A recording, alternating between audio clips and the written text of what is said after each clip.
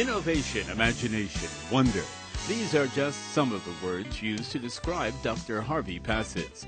Dr. Passes explores interesting people and ideas that will stimulate you. He questions the people who develop, create, and employ novel concepts in business and everyday lives. He especially loves to speak with successful people. How did they do it? How can you do it too? So let's join Dr. Harvey Passes in his quest of wonder and curiosity as we watch Dr. Harvey Passes Presents.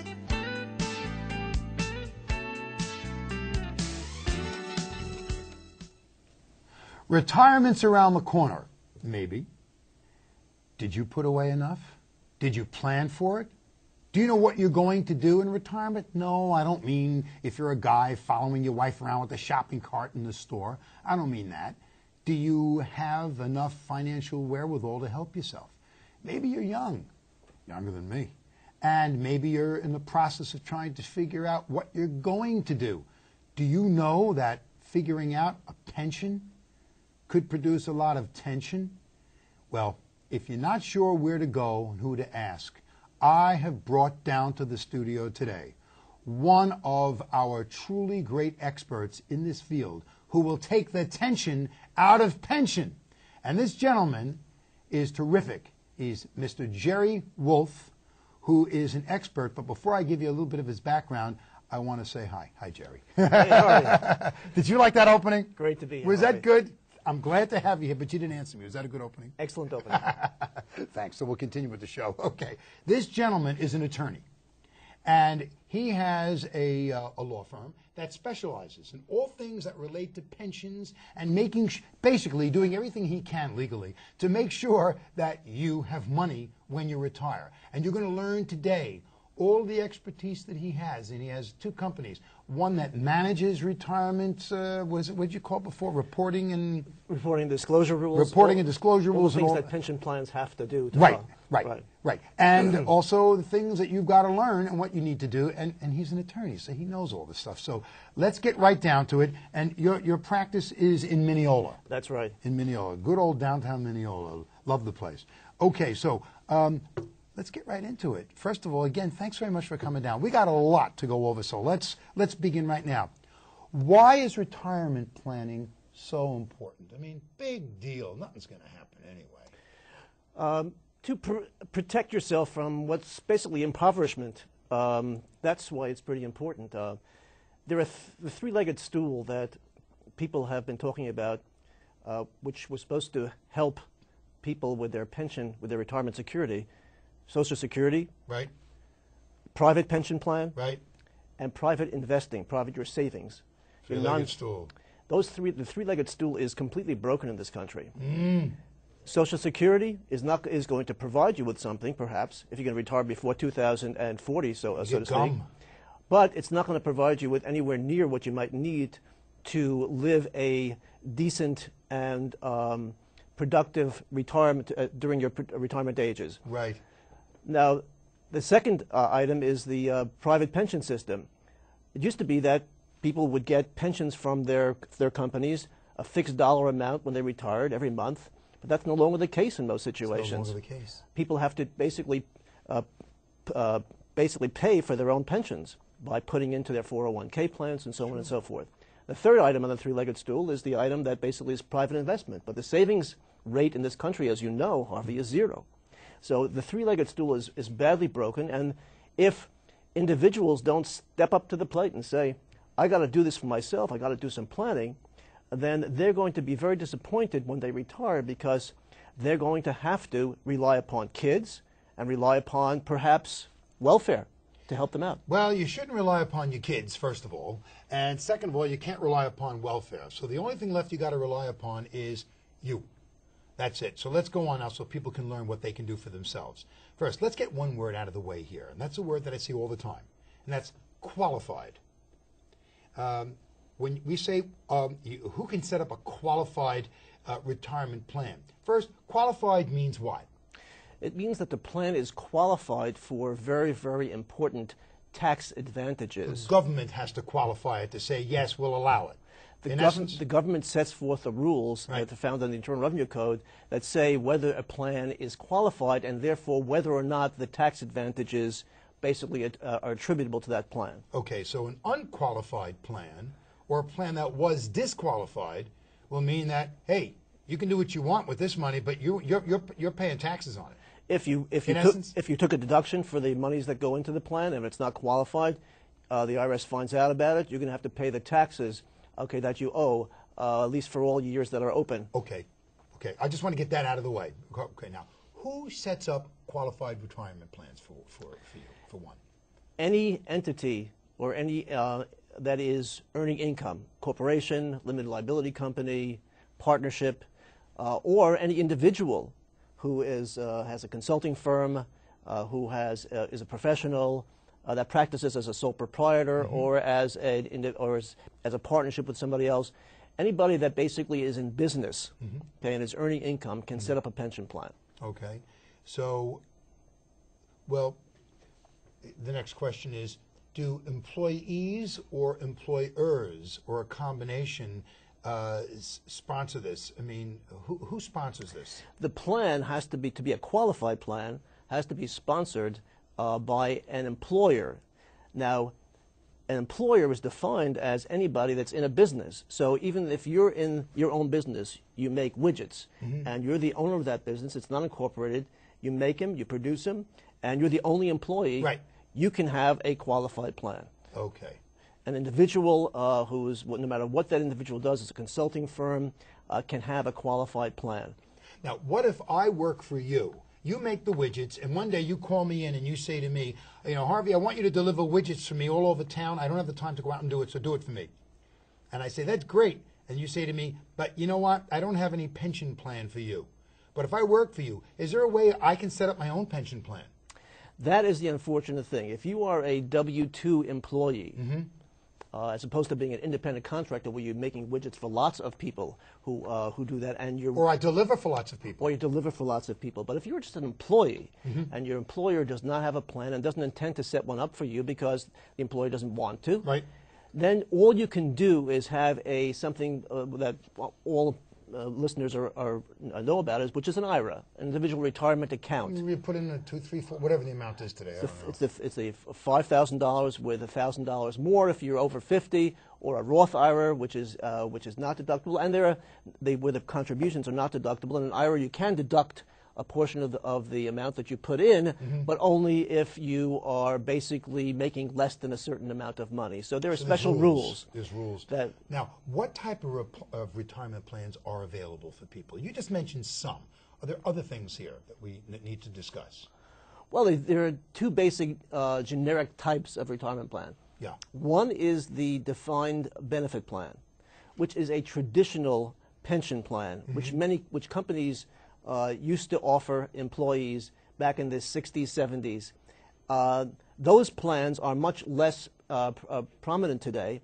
In fact, most high-tech companies, specifically out here on the island or around the country, do not provide their employees with pension plans. A pension plan is a plan which provides an employee with a fixed amount of income when that employee retires based upon a formula in the plan. Usually it could be 1% of your final average compensation for each year that you work for the company. So it's a fixed type of program where the employer has to make contributions. That's a defined benefit plan. Defined contribution plans are plans where the employee is not promising a benefit when the employee retires.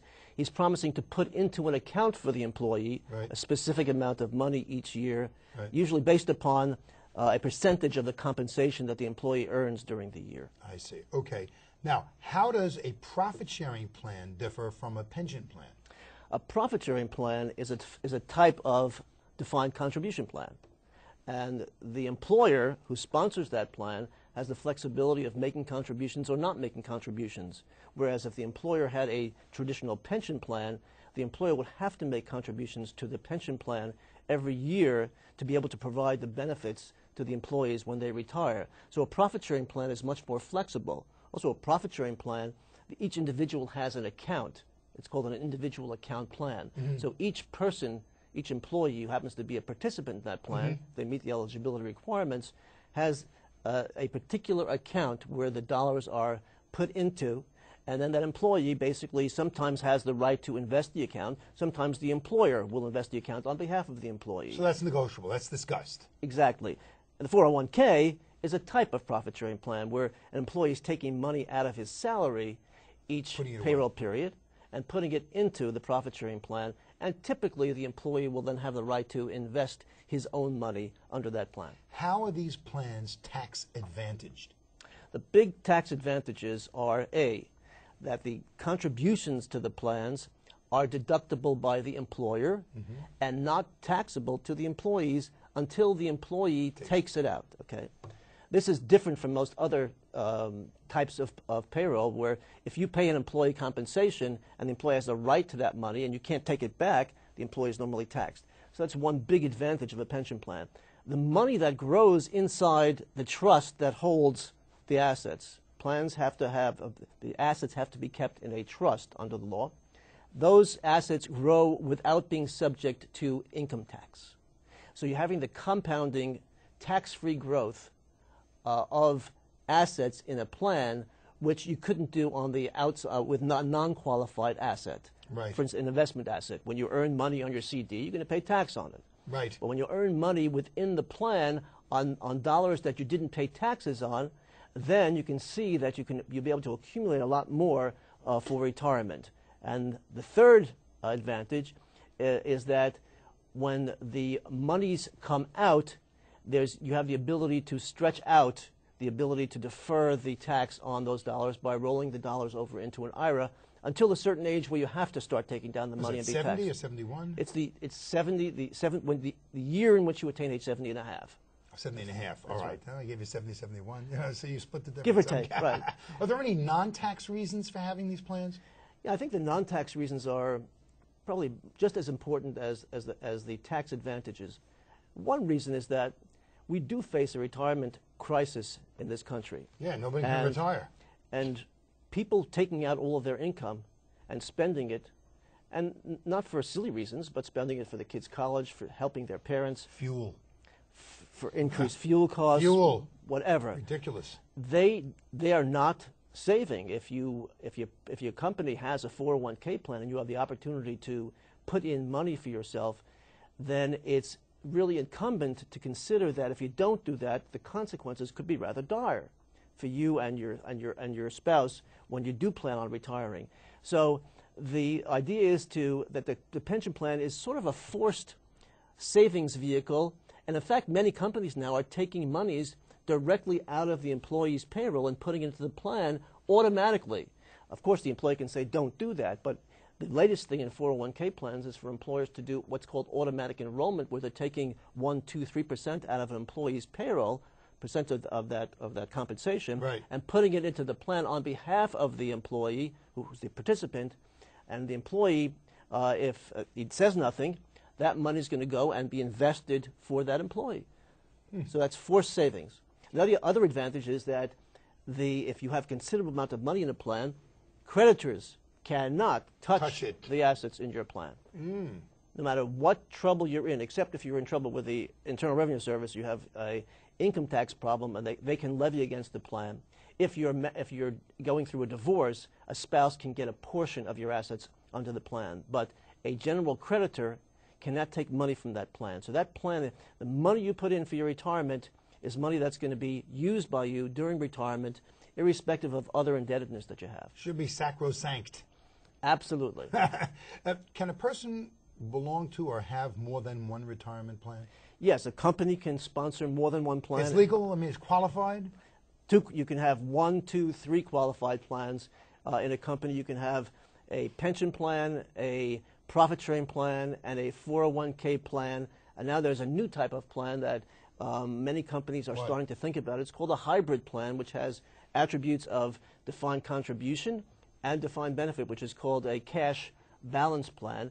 Just recently, the New York, the courts in our circuit, the federal courts, have put their stamp of imprimatur on these plans, just as the Pension Protection Act did in 2006. The president signed a law which said these plans are absolutely kosher, and many companies are starting to think about putting in cash balance plan, which have the best attributes of both defined benefit plans and defined contribution plans. It's very interesting. So can a retirement plan provide different contributions and benefits to different groups of employees? Contrary to what many financial planners will tell you, absolutely can. There are different groups that can be given different benefits under the plan, as long as in totality the benefits don't discriminate in favor of the highly compensated. And the highly compensated are defined as the owners, if they own more than 5%, or people who make above a certain level of income, and that changes each year, but this year it's in the range of $105,000. Do all the employees have to be covered? No, that's another saw that we can basically take off the table. Not all employees have to be covered in the plan. In fact, at whose discretion?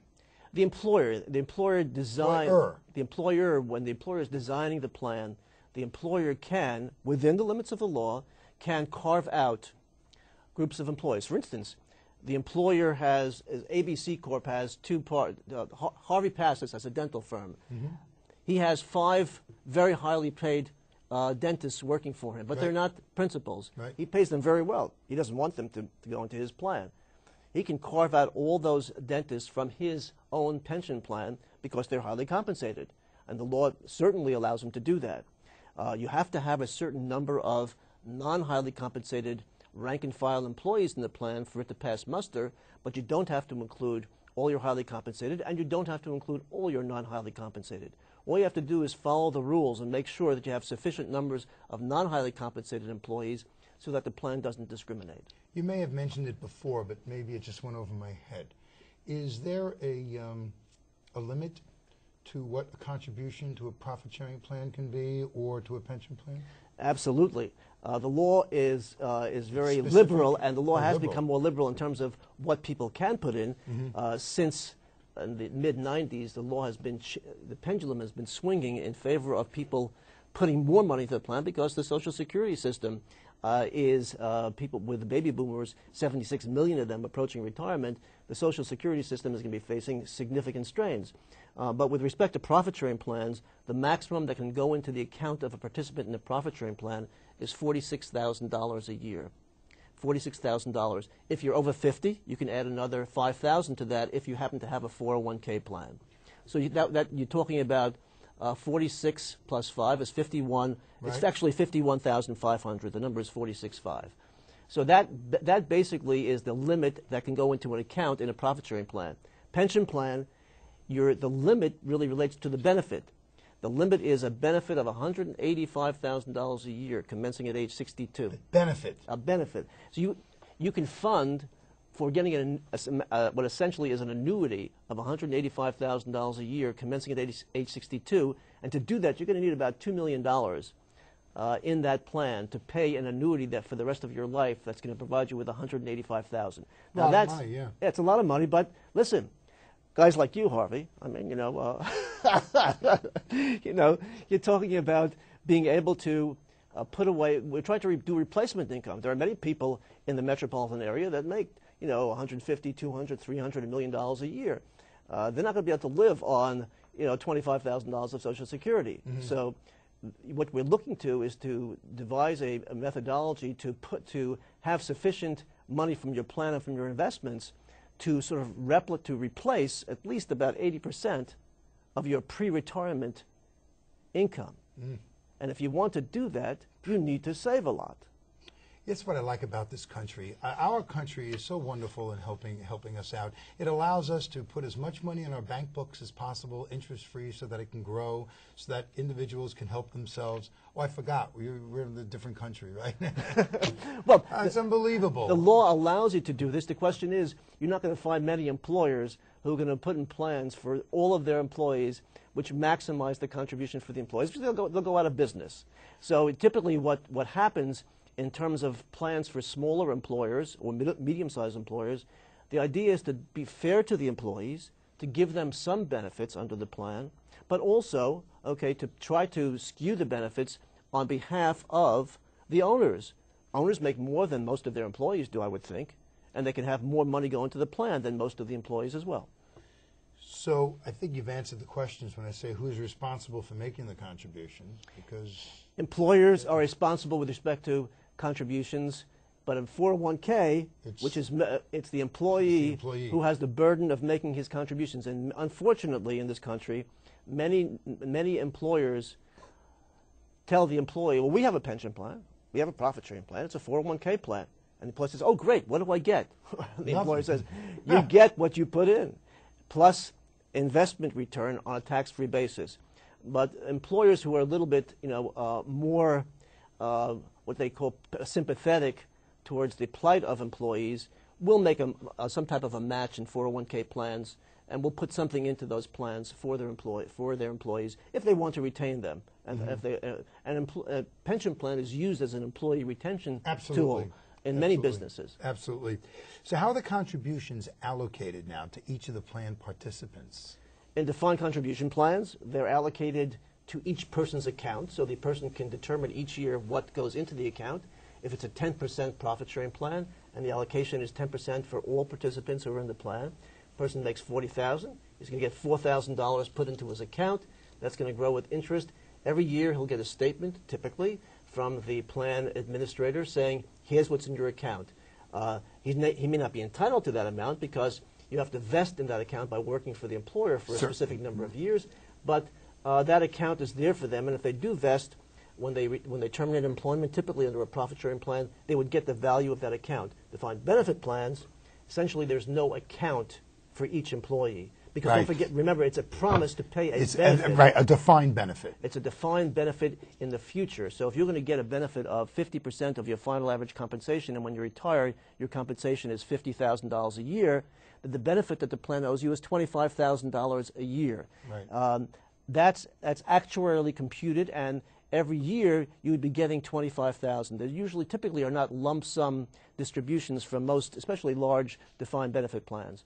Who's in charge of doing the investment on these plans? The investments are done by the trustees of the plan, and the trustees can be an outside professional trustee, or the employer, or the not the employer actually, but individuals who are the owners of the employer. Because the trustee has to either be a fiduciary, a trust company, or a bank, somebody with.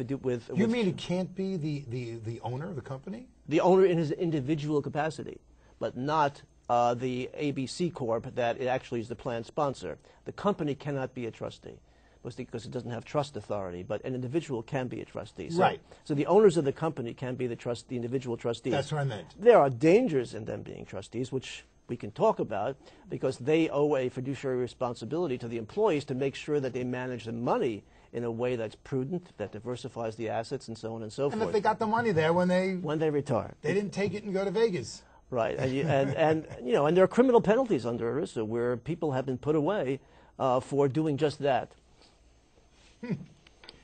Of course, they enjoyed Vegas. Right. Yeah. Well, because it stays there. That's the money. It stays there. When is a participant entitled to get his or her benefit? Depends upon the type of the plan. If it's a profit-sharing defined contribution plan, when they terminate employment, they can get their plan typically in a lump sum. They can get their accounts in a lump sum. Is it rolled over into another plan possibly? They can. They have the option of doing that. Yes. And in-service distributions can be made if the plan provides for them for emergencies. Hardship withdrawals in 401k plans are common.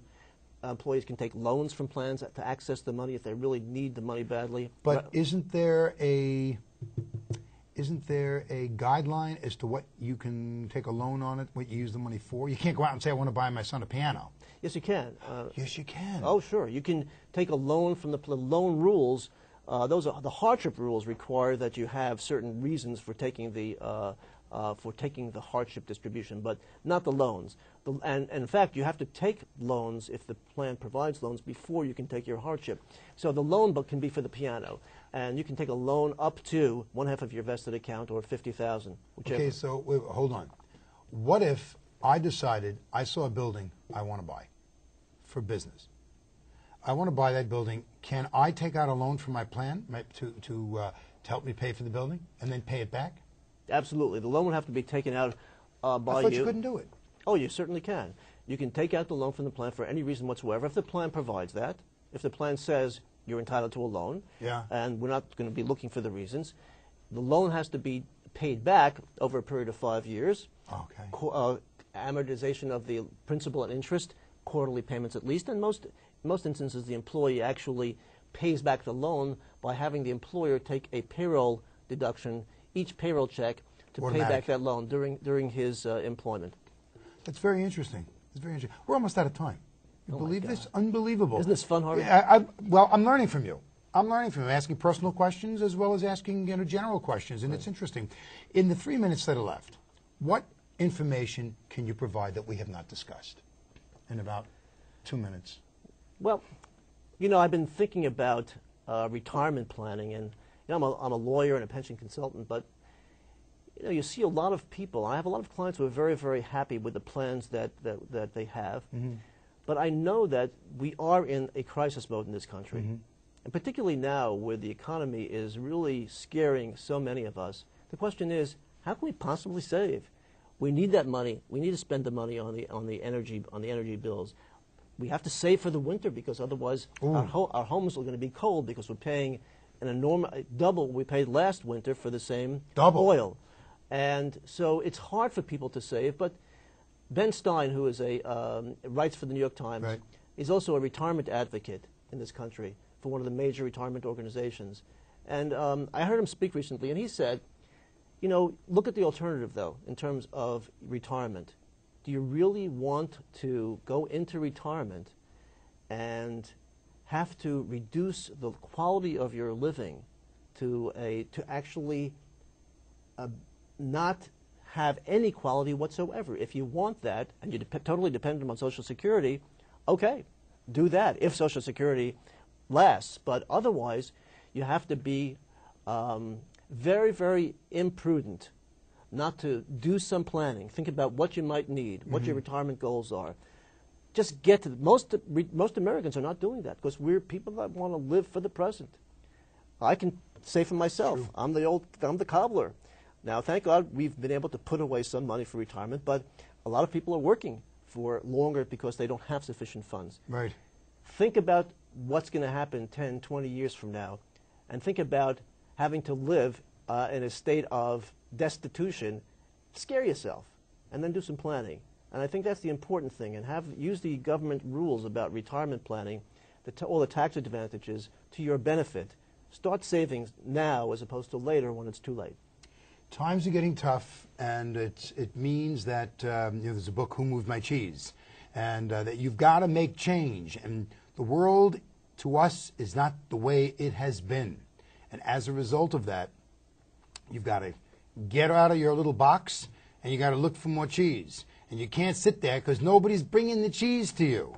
And if it means that you've got to start spending differently, thinking more fiscally responsible in the way you do things, so this way you could put money away, you got to put money away.